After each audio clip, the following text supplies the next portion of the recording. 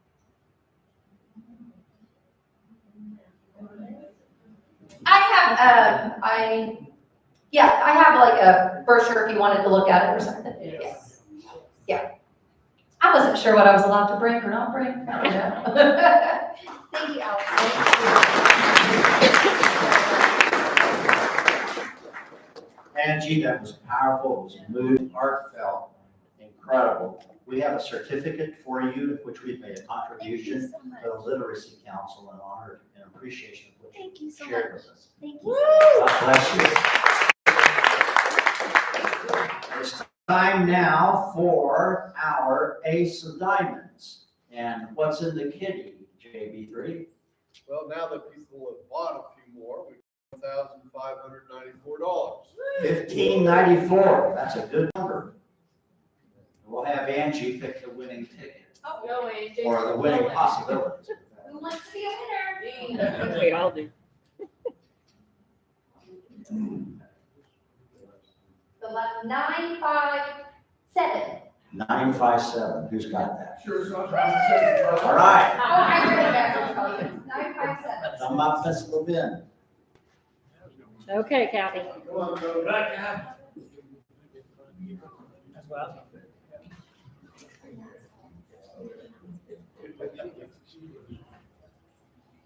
She sees it, she's using the form.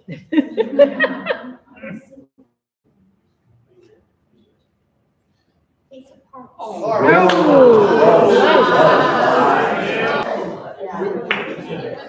Well, let us stand and repeat together the four-way test of the things we think, speak, and do. First. Is it the truth? Second. Is it fair to all concerned? Third. Will it build goodwill and better friendships? Fourth. Will it be beneficial to all concerned? We are adjourned.